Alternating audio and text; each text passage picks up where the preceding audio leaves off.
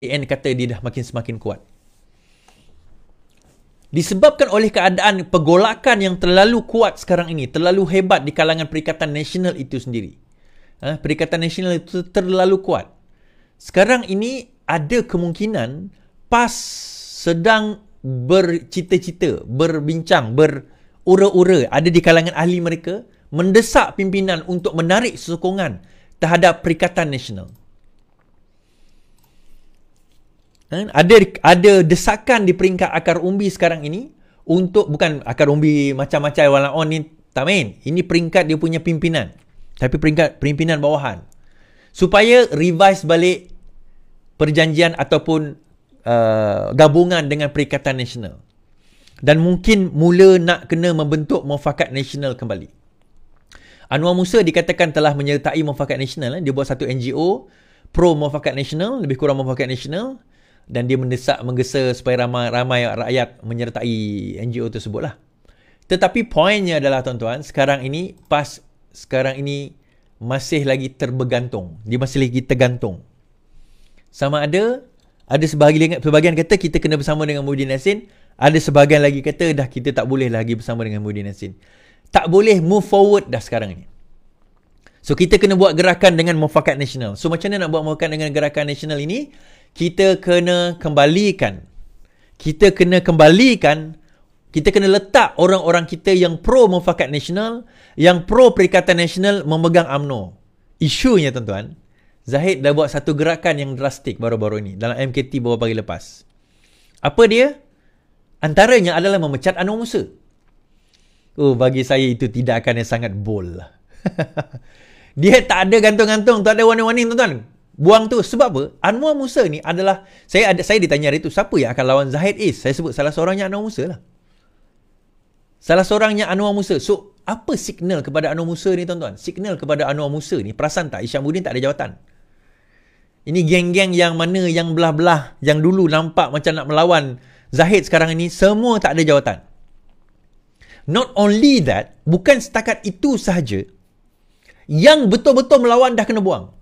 Syahidan Kasim dah kena, Anwar Musa dah kena, lepas itu Tajuddin Rahman dah kena. Ini semua geng-geng yang dah kena tuan-tuan. Termasuk Zaharin lah, Zaharin pun kena. Sebab dia kritik Zahid hari tu kan. Dengan dia pun kena. Tapi Zaharin ni sebab dia bukan peringkat itu kan, jadi tak apalah, itu cerita lain.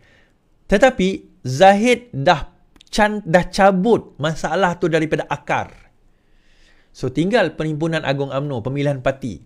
Selepas ini siapa yang akan lawan Zahid? Siapa yang berani nak lawan Zahid? Kita kena ingat, Anwar dia bagi warning hari ni. Anwar bagi warning tadi, dia kata apa?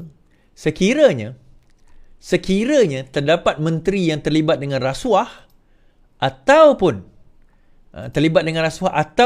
yang meminta-minta projek sebagainya, dia tidak adakan keberatan untuk memecat menteri tersebut. Ini bukan setakat menteri je tuan-tuan. Kita bukan cakap soal menteri. Kita juga bercakap soal ahli-ahli yang ada. Siasatan-siasatan yang mungkin akan dilakukan terhadap mereka. Dan Anwar pun hari ini cakap, saya pimpin negara dengan hutang lebih 1 trilion, Anwar kata. Saya pimpin negara dengan hutang lebih 1 trilion. Tapi Anwar had it worse lah. Kalau siapa yang ingat tahun 1992, masa dia take over daripada Mahathir dan juga Daim. Gabungan Daim dan juga Mahathir dahulu.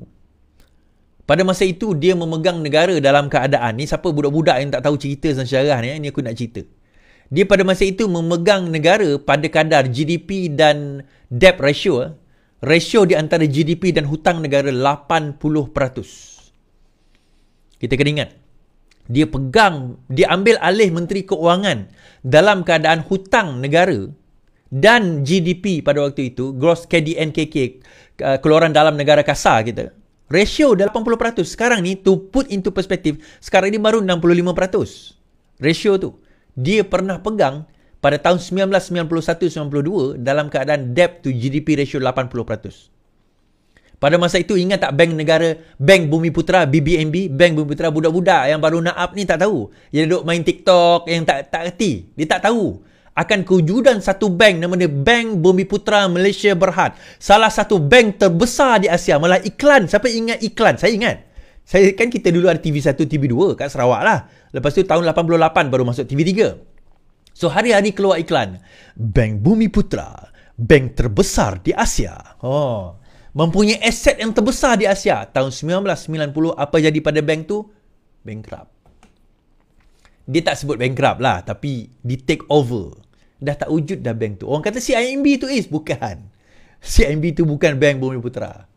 Itu dah after going through all the churn, the pemotongan, dah restructuring apa semua, masuk ni, masuk tu, masuk Southern Bank, masuk ni, akhirnya jadilah CIMB. Anwar ambil alih keadaan masa ekonomi tengah teruk tahun 1992. Tahun 1997, GDP to debt ratio Malaysia pada waktu itu 32%. Daripada 80%, 32%. Sepanjang sejarah Malaysia, sejarah tahun Mahathir jadi Perdana Menteri, kita tidak pernah surplus dalam bajet.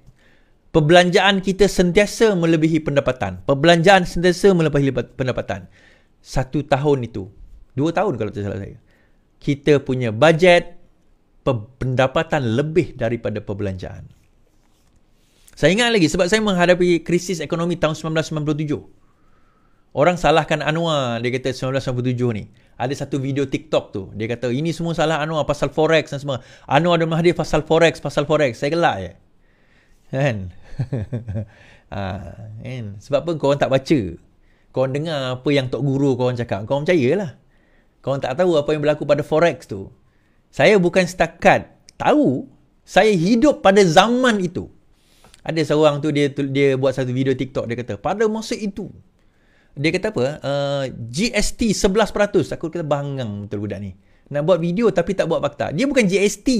Bukan GST. Tax dia kata. SST 11%. Bukan SST bang. Interest bank untuk beli rumah pada waktu itu sampai 11%. Interest bank. Kerana property kerana kita nak ada sebab dia. Ini Anwar dah nak jatuh 1997, pergaduhan tu dah nampak. 96 dia dah start dah. Peristiwa ini 96 dah memula. 97 dia dah nampak goyang, 98 reformasi. Siapa ingat? Tahun 97 tu saya pergi UK. Pada masa itu krisis ekonomi. Tapi dalam krisis ekonomi, Anwar sebagai Menteri Keuangan, dia nak pastikan. Ni saya tak pernah cakap dalam live, tapi saya cakap dalam live pada hari ini. Sebagai Menteri Keuangan pada waktu itu, kita orang dah risau dah. Kita dengar ada beberapa pelajar akan dipanggil balik. Dia baru sampai ni. Kita baru sampai kat United Kingdom. Baru sampai Tajaan. Orang kampung tak pernah pergi overseas, tak pernah tengok snow. Tiba-tiba dapat berita bahawa kerajaan tak ada duit. Mungkin dia akan panggil balik pelajar-pelajar Malaysia.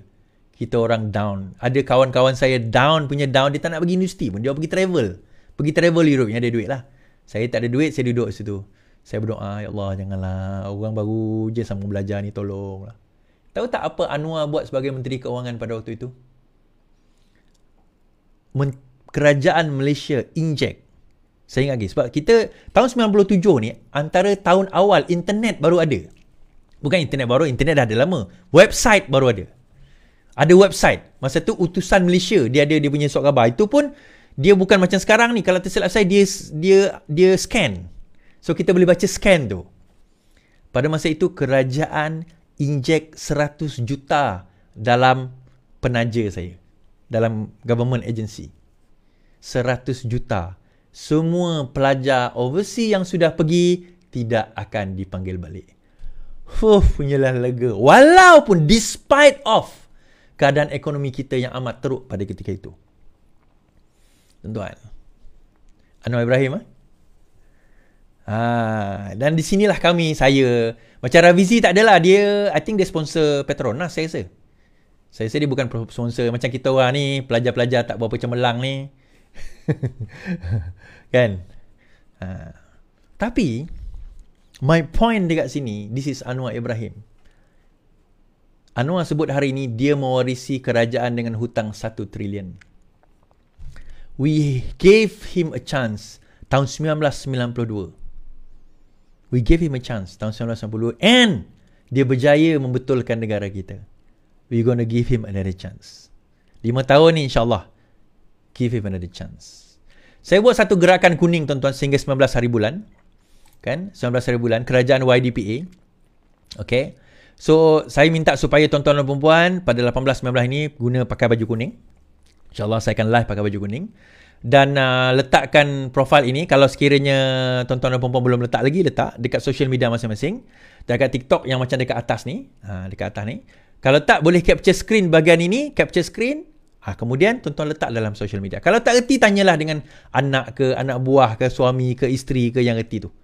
Kita letak sehingga 19 hari bulan. Terima kasih tuan-tuan kerana menonton saya. InsyaAllah kita selamatkan negara ini. Kita selamatkan dan letakkan orang yang betul untuk menyelamatkannya. InsyaAllah. Kadang-kadang kita berdoa supaya kita diselamatkan.